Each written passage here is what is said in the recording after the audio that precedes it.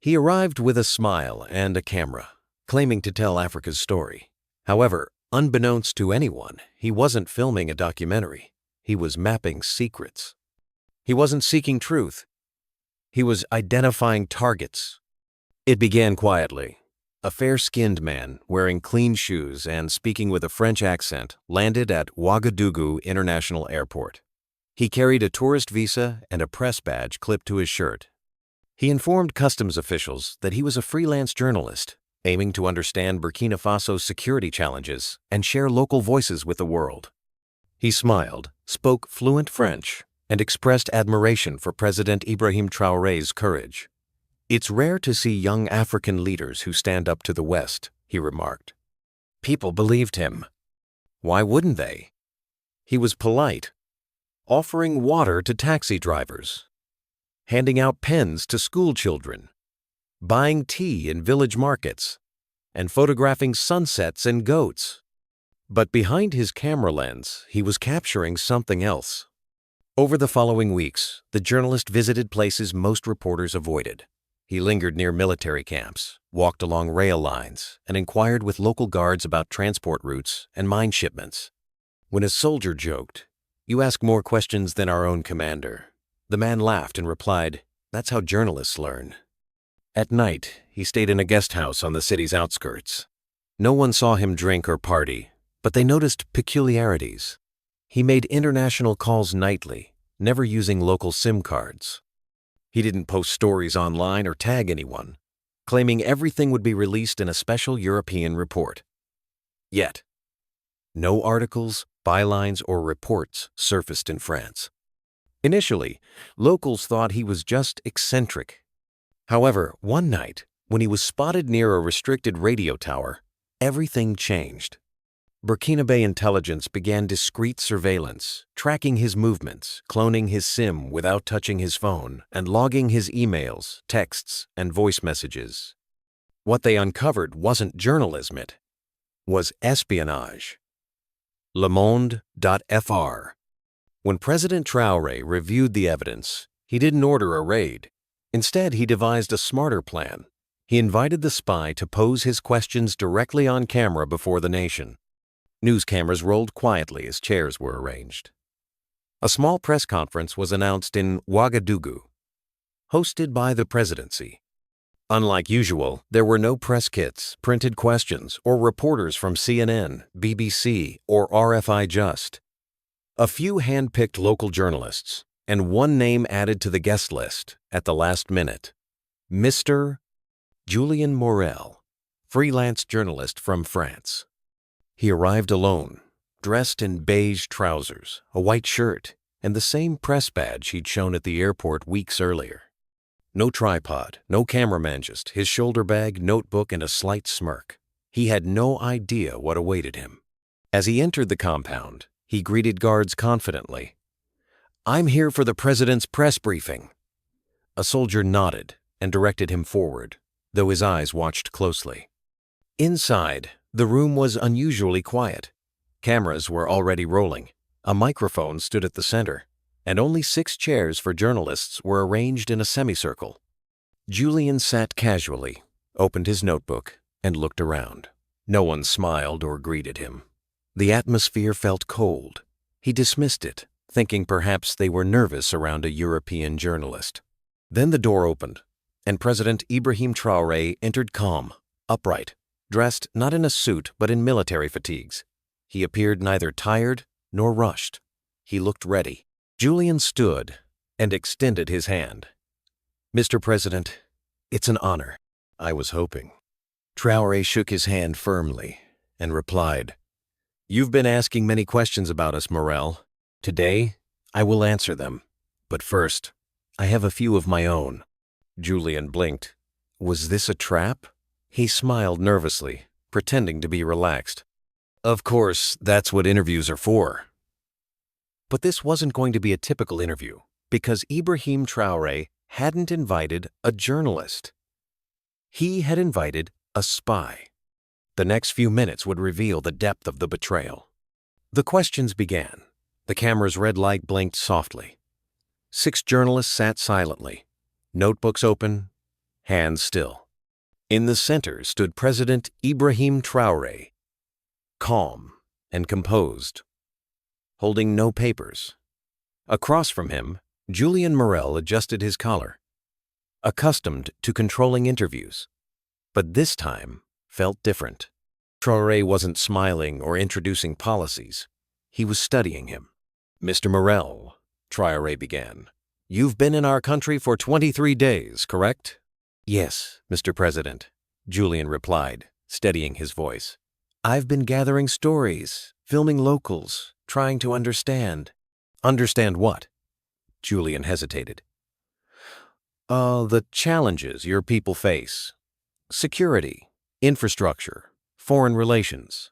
Traore nodded slowly, then signaled to a soldier who stepped forward, holding a sealed folder. "You've visited 9 military-adjacent zones," Traore continued. "You've recorded 3 strategic locations, disguised as interviews with guards. Wikipedia." Julian blinked. The room grew colder. I'm a journalist," he stammered. "That's what we go where the stories are." Traore stepped closer. "Is it also normal for journalists to send encrypted emails at 2 a.m. to servers registered in Abidjan?" Julian froze. One of the other journalists turned her head, shocked. The soldier opened the folder, revealing a photo. Julian at night, laptop open, encrypted mail client on screen. Then another Julian, standing outside a military radio tower, phone in hand. And another screenshots of messages sent to a man known to Burkina Faso's intelligence, a French military contractor operating under diplomatic cover in West Africa. Julian's face lost color. "I can explain." "Please do," Traore said. But Julian had no words. He was no longer under interview pressure. He was under investigation. Traore turned to the cameras. "This man claims he came to understand our people. But in truth, he came to record our vulnerabilities, map our movements, and send our secrets abroad." "He came not to tell our story, but to write his own." Then Traore declared, "Let the people decide if this is journalism or betrayal." The silence in that room was deafening. Julian Morel had come to expose Africa, but now Africa was exposing him. LeMonde.fr. Julian's hand trembled as he reached for his bag. The room remained silent, cameras still rolling. But the atmosphere had shifted. What began as a simple press conference had transformed into a public trial. A quiet takedown, with him as the target. "Mr. Morel," President Traore said calmly, "do you deny these photos, the messages, the recordings?" Julian opened his mouth, but no words emerged. He was sweating not from heat, but because his plan, whatever it had been, was unraveling. A second soldier entered, carrying a black laptop Julian's, confiscated the night before without his knowledge. Traore nodded. The screen was activated. "Let us show you something," he said to the room. The projector illuminated the wall. There it was, a real-time map of Burkina Faso with pins marking oil routes, mine locations, and 2 unmarked military storage depots. It had been discovered in a folder labeled, "For Review." "Côte d'Ivoire client," Traore said. Gasps echoed around the room. Julian shook his head slowly. "I didn't mean it like that. It was just notes. I didn't send. Let me explain." Traore interrupted, lifting a printed email for all to see. "Target's movements predictable. Palace security, thin near Westgate, can be monitored for future asset placement." Julian's face turned pale. "That's notes, it's fake." "It was sent from your encrypted email at 2:17 a.m. from a guest house in Zone 3. We don't forge evidence, Mr. Morel. We collect it." The local journalists stared in disbelief. Some whispered prayers. Others simply looked at the white man who once walked with ease, now trembling, his web of lies unraveling.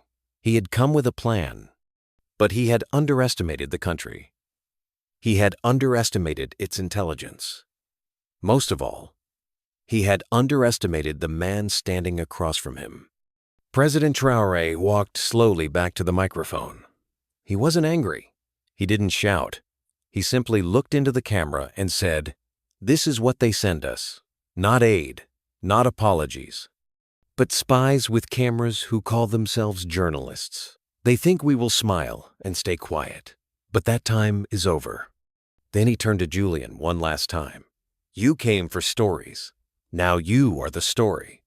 Just like that, Traore gave the order. "Escort him out." 2 guards stepped forward. Julian Morel didn't resist. He just lowered his head and walked out the way he came in, only this time, he wasn't holding a camera. He was inside the frame. By sunset, the press room was empty. The cameras were packed, the chairs folded. But the moment between President Ibrahim Traore and Julian Morel had already left the room. It was now everywhere. The first video clip appeared on social media just 1 hour after the event. It showed Traore asking calmly, "Do you call this journalism or betrayal?" Then came the images to the laptop screen, the military maps, the intercepted emails, and finally, the white Frenchman walking out of the room in silence, flanked by 2 guards. The internet exploded. In Burkina Faso, people gathered in cafes and homes to replay the footage over and over. One man shouted, "He caught a spy live on television." A grandmother near Kaya whispered, "We've waited a long time to see a president stand tall like this." Across West Africa, the video spread like wildfire. TikTok, WhatsApp, Facebook everywhere. People watched as Traore flipped the script. "They came to study us, but they got studied," one comment read.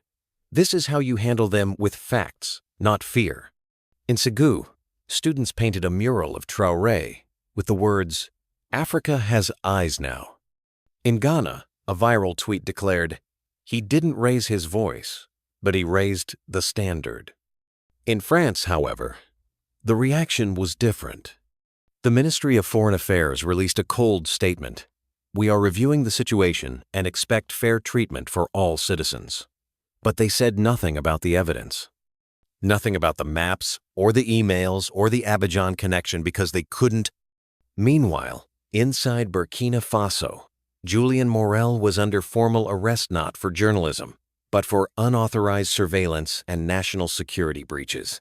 He was moved to a secure facility outside the capital.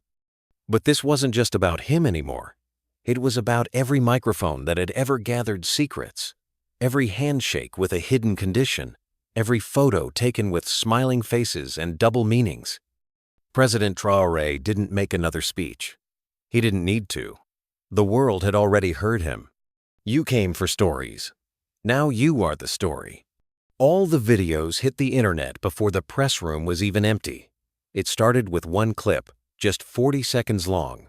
President Ibrahim Traore standing calmly before cameras, saying, "You came for stories. Now you are the story." Then the guards taking Julian Morel, the so-called French journalist, out of the room in silence. No shouting, no drama, just truth. That was all it took. By evening, the video had reached millions. On TikTok, people in Ghana, Nigeria, South Africa, and Mali reposted it with captions like, "This is how you protect your country." He exposed him without touching him. Africa is awake. In Burkina Faso, shops stopped playing music. They played the press conference instead. Young people gathered at tea corners, replaying it on their phones. Old men nodded silently at radios. A woman in the market said, "They used to come with guns. Now they come with cameras." On television, it was even bigger. National news showed not just the walkout, but everything: the photos of Julian near military areas, the laptop maps, the email titled, "Palace Entry Point, Low Visibility." Nobody could deny it, not even the French government.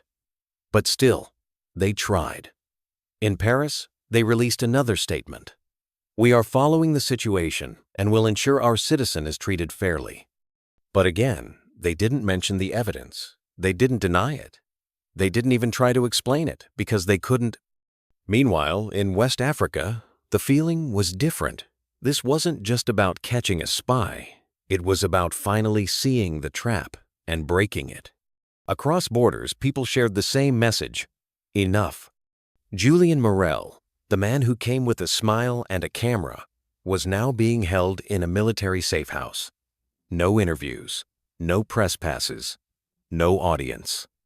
He asked to speak to a lawyer from the French embassy, but Traore gave his answer publicly: "We have a bigger case to answer, and it belongs to Africa."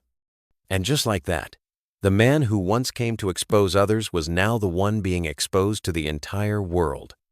The press conference was over. Julian Morel was gone out of the country, but inside a military detention site awaiting trial. The world had watched it happen. The video had reached every corner of the continent. But President Ibrahim Traore stayed silent. For 3 days, he didn't speak a word to the press. He didn't need to. The evidence spoke for itself. But on the 4th day, he walked out of the Palacino to stand behind a podium, not to speak to foreign reporters, but to address his people. The setting was simple: a school courtyard. Children sat on the floor. Farmers stood at the back. Traders, drivers, students, even soldiers all came. No one handed him notes. He stood in the sun and said, "They have been watching us for years, not to help, but to control what we say, what we build, what we dream." They sent one man with a camera, but it wasn't a camera. It was a weapon pointed at our future. He looked around the crowd and continued, "That man said he was a journalist, but his memory card held more maps than interviews, more base locations than quotes, more targets than truth. He didn't come to tell our story. He came to steal it." The people stood in silence. Some nodded. Some cried.